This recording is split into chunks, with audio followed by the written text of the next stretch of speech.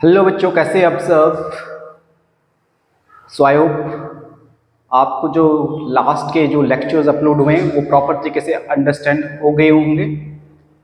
तो आज हम स्टार्ट करेंगे नेक्स्ट टॉपिक, और हमारा जो आज का नेक्स्ट टॉपिक है वो है डिफरेंशिएशन क्या होता है, उसके अलावा D differentiation and re differentiation. तो इन टर्म्स को आज हम क्लियर करेंगे कि एक्चुअल में इनका मीनिंग क्या है। Differentiation, D differentiation and re differentiation. तो बच्चों आपने ऑलरेडी आई होप ये मॉर्फोलॉजी और एनाटॉमी जब आपको फ्लावरिंग प्लांट्स में डील किया होगा तो वहाँ पे भी आप इनको आई थिंक पढ़ चुके होंगे। क्लियर है।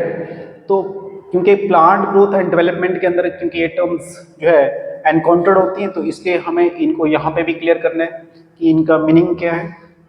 ठीक है। तो एक्चुअल में क्या होता है कि जब आपने root apical meristem, shoot apical meristem के बारे में बात की थी, तो आपको पता है कि वो कौन से वाले सेल होते हैं। They are called the dividing cells because they continuously divide throughout the life. Plant के केस में जो एपिकल पार्ट चाहे रूट का हो या शूट का हो, तो ऑल ओवर लाइफ जो है वो कंटिन्यूसली डिवाइड करते जाते हैं। तो यहाँ पे एक्चुअल में क्या होता है कि जब एक एम्ब्रियो होता है, जब एक सीड के अंदर जो एम्ब्रियो होता है, तो जब सीड से एक न्यू प्लांटलेट्स ग्रो करता है, तो उसके लिए एक्चुअली में टर्म करते हैं सीड जर्मिनेशन। यानी कि एम्ब्रियोनिक स्टेज में जो एम्ब्रियो के पास वो डिवाइडिंग सेल्स होते हैं बच्चों, तो उनके लिए जो हम टर्म यूज करते हैं दे आर कॉल्ड द प्रोमेरिस्टम। ये आपके एम्ब्रियो के सेल्स की बात की जा रही है। यानी कि एम्ब्रियोनिक स्टेज में, क्योंकि कोई भी एक प्लांट जब ग्रो करता है तो वो किसी एक एम्ब्रियो से ग्रो करेगा। ठीक है।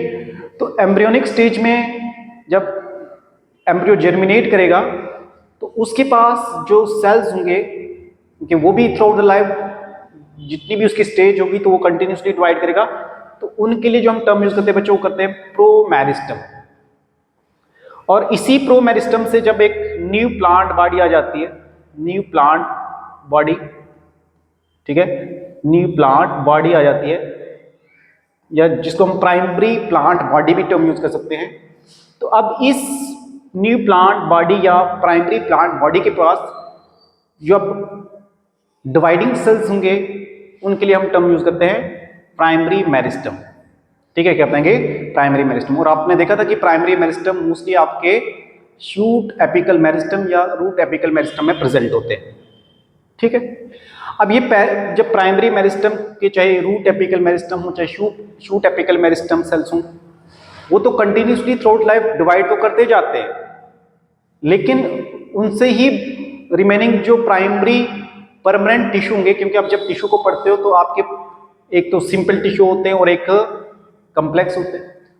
तो कम्प्लेक्स में जो प्राइमरी परमानेंट टिश्यू होते हैं तो वो आपके प्राइमरी मेरिस्टम का क्या होता है? डिफरेंशिएशन होता है। तो डिफरेंशिएशन कहने का मतलब होता है कि जब ये प्राइमरी मेरिस्टम से जो सेल कंटिन्यूसली डिवाइड कर रहे हैं तो उसके बाद वो डिफरेंशिएट करके आपके कौन से वाले टिश्यू का फॉर्मेशन करेंगे, उन्हें बताते हैं प्राइमरी परमानेंट टिश्यू।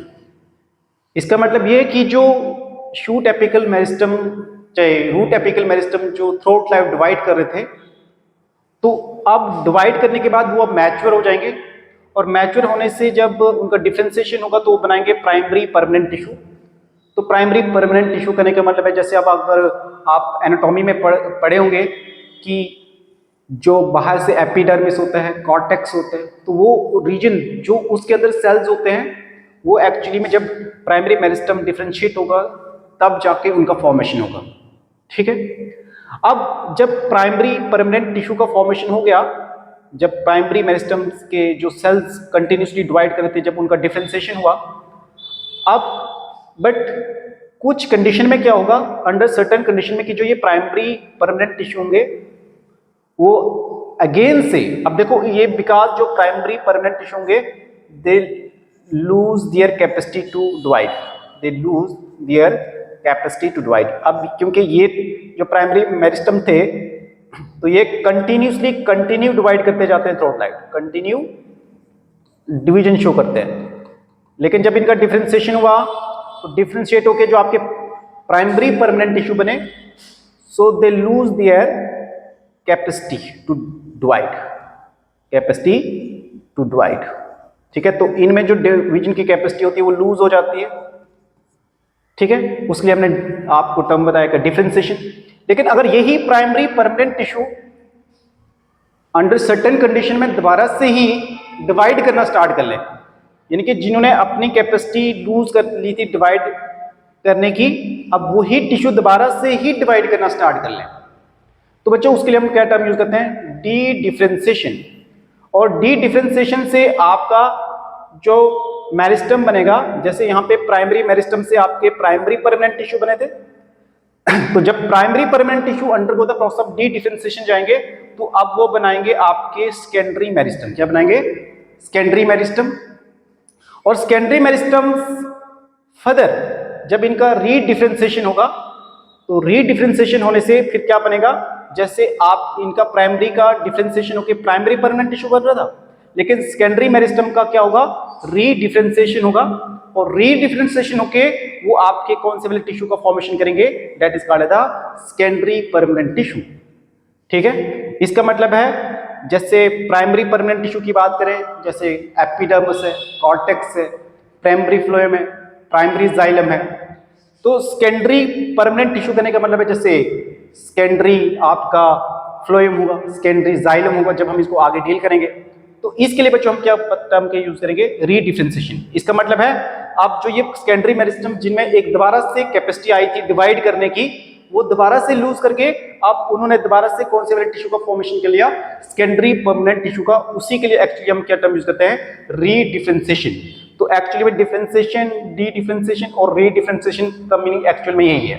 एक बार थोड़ा सा एक रिकैप कर लेते हैं। डिफरेंशिएशन कहने का मतलब क्या होता है कि जब प्राइमरी मेरिस्टम से प्राइमरी परमानेंट टिश्यू बनेंगे, क्योंकि primary meristems continuously through the life divide करते जाएं, चाहे आपके shoot apical root apical meristem हो, तो जब उनका डिफरेंशिएशन होगा तो डिफरेंशिएशन होने के कारण उन्होंने कौन सा टिश्यू बनाया, प्राइमरी परमानेंट टिश्यू। अब ये प्राइमरी परमानेंट टिश्यू में जो एबिलिटी है सेल डिवाइड होने की नहीं होती, they lose their capacity to divide. जैसे मैं अभी आपको एग्जांपल बताया कि इसमें आपका एपिडर्मिस, कॉर्टेक्स या प्राइमरी फ्लोएम, प्राइमरी जाइलम के एग्जांपल आ जाएंगे। लेकिन अंडर सर्टेन कंडीशन में क्या होगा कि यही परमानेंट टिश्यू जो है, अब सारे के सारे ऐसा नहीं कि सारे के सारे परमानेंट टिश्यू है वो undergo the process of differentiation. कुछ ऐसे सेल्स होंगे जो रीअगेन अपनी जो डिवीजन की कैपेसिटी को क्या करेंगे, एनकाउंटर करेंगे। उसके लिए बच्चों हम टर्म यूज करेंगे डी डिफरेंशिएशन, और डी डिफरेंशिएशन होने से आपका बन जाएगा सेकेंडरी मेरिस्टम। उनको बताएंगे सेकेंडरी मेरिस्टम, यानी कि वो भी कंटिन्यूसली क्या करेंगे, डिवाइड करेंगे। लेकिन जब इनका फिर से दोबारा से रीडिफरेंशिएशन होगा, तो रीडिफरेंशिएट होकर आपका कौन सा वाला टिश्यू बनेगा, दैट इज कॉल्ड आपका सेकेंडरी परमानेंट टिश्यू। तो इन्हीं टर्म्स को हम आज अंडरस्टैंड करने वाले हैं। ओके, तो जैसे आप इस डायग्राम पे देखोगे कि सपोज मान के चलो हमारे पास ये कोई एक मेरिस्टम सेल है, ठीक है, this one is the meristem cell. और ये मेरिस्टम सेल्स जब ये कंटिन्यूसली डिवाइड करेगा, तो डिवाइड होने के बाद अब इसका डिफरेंशिएशन होके आपके डिफरेंट टाइप ऑफ सेल्स बनाएगा, चाहे वो लीफ सेल हो, सेव सेल्स हो, रूट सेल्स हो। इसका मतलब है इनका डिफरेंशिएशन होगा, और जब डिफरेंशिएशन होगा तो डिफरेंशिएशन करके ये जाके स्पेसिफिक फंक्शन को परफॉर्म करेंगे। यानी कि इनमें अब जब ये undergo the process of differentiation गए, they undergo the process of differentiation, तो अब इनमें एबिलिटी नहीं होती है डिवाइड करने की। ठीक है, उसी के लिए हम टर्म यूज कर रहे हैं डिफरेंशिएशन। सो अगर आप डिफरेंशिएशन को डिफाइन करोगे, डिफरेंशिएशन क्या है, is a process in which the meristem cell, चाहे वो रूट एपिकल मेरिस्टम हो, चाहे शूट एपिकल मेरिस्टम हो, एंड कैम्बियम, वो डिफरेंशिएट हो जाते हैं, और डिफरेंशिएट होकर आपके ये मैच्योर सेल्स बन जाते हैं जो परफॉर्म करेंगे एक specific function.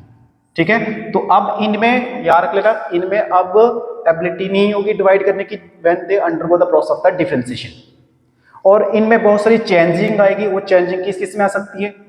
So in this cell wall and the protoplasmic content undergo the structural changes, the capacity of cell division is lost. इसका मतलब है जो ये सेल्स होंगे इनमें डिवीजन की जब जो कैपेसिटी है वो भी लॉस्ट हो जाएगी।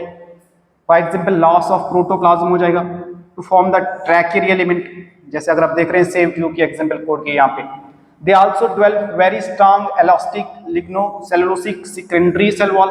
अब क्योंकि आपको याद होगा जब मैंने स्टार्टिंग में प्राइमरी मेरिस्टम के जो करेक्टरिस्टिक्स पढ़ाए थे, तो यहाँ पे थिन सेल वॉल्ड होती है, बट जब ये undergo the process of differentiation जाएंगे तो अब जो डिफरेंशिएशन होके इनकी सेल वॉल होगी वो उनमें सेकेंडरी सेल वॉल का भी डेवलपमेंट होगा, और मोस्टली वहां पे जो कंपोजिशन होगा वो कैसा होगा, लिग्नोसेलुलोसिक सेकेंडरी वॉल प्रेजेंट होगी, ठीक है, जिससे वो क्या कर सकते हैं, to carry water to long distances even under the extreme tension, ठीक है। इस वाली टर्म के लिए हम क्या टर्म यूज करते हैं, डिफरेंशिएशन, ठीक है ना। तो डिफरेंशिएशन क्लियर हो गया। अब नेक्स्ट में हमने क्या बताया, दैट इज आपका कौन सा वाला टर्म, डी डिफरेंशिएशन, ठीक है, डी डिफरेंशिएशन। तो डी डिफरेंशिएशन क्या हुआ, under certain conditions living differentiated sales regain the capacity of division, ठीक है, ये दोबारा से इनमें एबिलिटी हो जाती है डिवाइड करने की, तो उसके लिए बच्चों हम क्या टर्म यूज करते हैं, डी डिफरेंशिएशन। फॉर एग्जांपल अभी मैंने पीछे एग्जांपल कोड की कि जो आपका फॉर्मेशन ऑफ सेकेंडरी मेरिस्टम है तो वो कौन से वाले प्रोसेस से बनते हैं, डी डिफरेंशिएशन, यानी कि वो उनमें फिर से एबिलिटी आ जाती है डिवाइड करने की। तो हम बता सकते हैं कि formation of secondary meristem, secondary meristem, और इसकी एग्जांपल जो है बच्चों सेकेंडरी मेरिस्टम की, तो आप देखेंगे कि यहाँ पे interfascicular cambium and the fascicular cambium, दोनों के लिए हम क्या टर्म यूज करते हैं, वेस्कुलर कैम्बियम, ठीक है ना। तो ये मैं आपको जब एनाटॉमी वाला पार्ट फ्लावरिंग प्लांट में पढ़ेंगे वहां पे इनको डिटेल में समझेंगे कि इंट्राफेसिकुलर फेसिकुलर कैम्बियम जो है ये आपके सेल जो हैं पहले तो ये मैच्योर हो गए थे, लेकिन अब दोबारा से इनमें कैपेसिटी आ गई है डिवाइड करने के लिए, जिसके लिए हमने इनका टर्म यूज किया डी डिफरेंशिएशन, ठीक है ना। तो इसी के लिए हम टर्म यूज करते हैं डी डिफरेंशिएशन, ठीक है, क्या बताएंगे, डी डिफरेंशिएशन। इसके अलावा जो लास्ट वाली टर्म है बच्चों दैट इज द रीडिफरेंशिएशन। अब देखो इसमें क्या हुआ, जैसे मान के चलो अभी जो आपके सेकेंडरी मेरिस्टम सेल्स थे तो वो दोबारा से जब उनमें डिवीजन की कैपेसिटी आई, अब एक बार फिर से वो क्या करेंगे, दे undergo the process of differentiation, यानी कि पहले तो स्टार्टिंग में एक डिफरेंशिएशन हुआ, अब एक बार फिर से एक बार डिफरेंशिएशन हो रहा है, तो इसलिए यहाँ पे वर्ड यूज किया जा रहा है रीडिफरेंशिएशन। क्या बताएंगे, रीडिफरेंशिएशन, दोबारा से डिफरेंशिएट होना।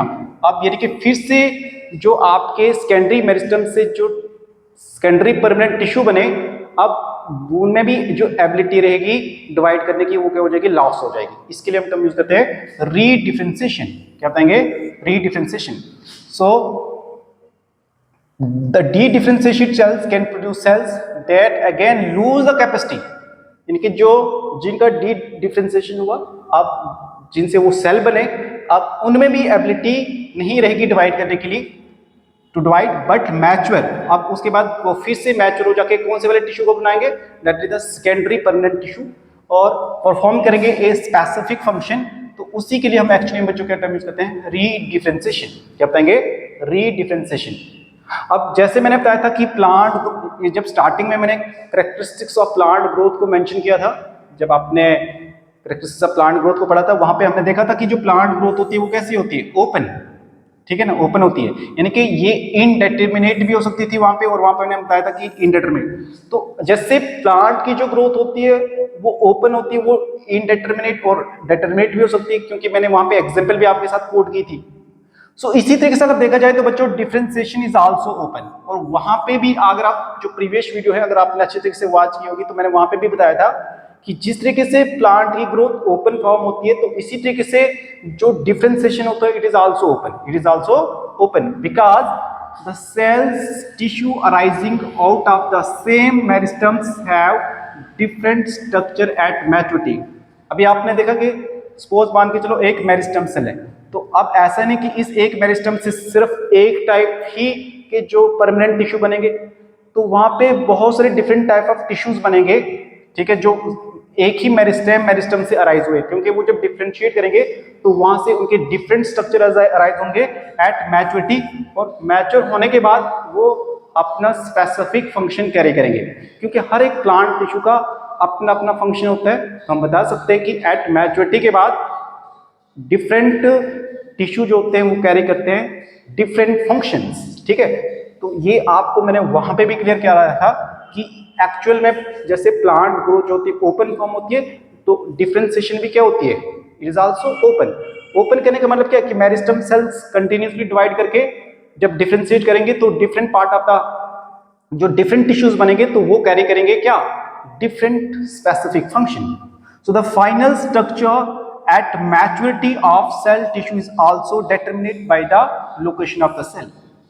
तो अब मान के चलो जो ये मेरिस्टम जैसे जैसे डिवाइड करते जा रहे हैं, तो जैसे इनसे जो डिफरेंट परमानेंट टिश्यू बनेंगे तो उनका जो लोकेशन होगा वो फिक्स्ड होगा, और फिक्स्ड होने के साथ साथ में वो अपना जो उनका जो फंक्शन होगा वो डिटरमाइंड होगा कि वो प्लांट बॉडी के अंदर कौन से वाले फंक्शन को कैरी आउट करेंगे।